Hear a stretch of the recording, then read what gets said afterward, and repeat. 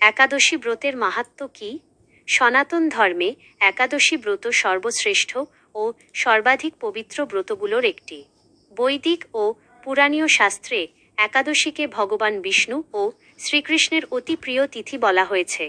এই দিনে উপবাস, ইন্দ্রিয় সংযম, হরিনাম সংকীর্তন, ভগবদ্গীতা ও শ্রীমদ্ ভাগবত পাঠ, জপ, ধ্যান এবং ভক্তিভাবে ঈশ্বর স্মরণ করলে বিশেষ আধ্যাত্মিক কল্যাণ লাভ হয়।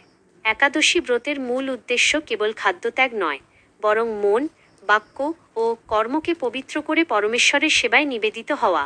পদ্মপুরাণে বলা হয়েছে, একাদশ্যাং উপবাসেন বিষ্ণুলোকং স্বগচ্ছতি, অর্থাৎ একাদশী ব্রত পালনকারী ভগবান বিষ্ণুর কৃপা লাভ করে এবং পরম কল্যাণের পথে অগ্রসর হয়।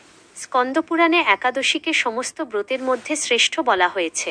যেমন নদীর মধ্যে গঙ্গা, দেবতাদের মধ্যে বিষ্ণু এবং মন্ত্রের মধ্যে গায়ত্রী শ্রেষ্ঠ, তেমনি ব্রতসমূহের মধ্যে একাদশী সর্বোত্তম।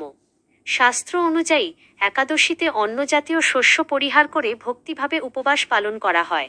তবে শিশু, বৃদ্ধ, গর্ভবতী নারী, গুরুতর অসুস্থ ব্যক্তি বা চিকিৎসকের বিশেষ পরামর্শে থাকা ব্যক্তিদের ক্ষেত্রে স্বাস্থ্য ও সামর্থ্য অনুযায়ী ব্রত পালনের বিধান গ্রহণযোগ্য।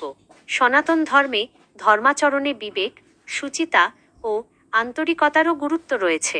একাদশী ব্রতের মাধ্যমে লোভ, ক্রোধ, আসক্তি ও ইন্দ্রিয় ভোগের প্রবণতা নিয়ন্ত্রণের অনুশীলন হয়।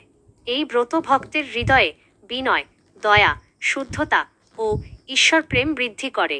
তাই একাদশী কেবল একটি উপবাসের দিন নয়, এটি আত্মশুদ্ধি, ভক্তি, সংযম এবং পরমেশ্বরের স্মরণে জীবনকে পরিচালিত করার এক মহান আধ্যাত্মিক সাধনা।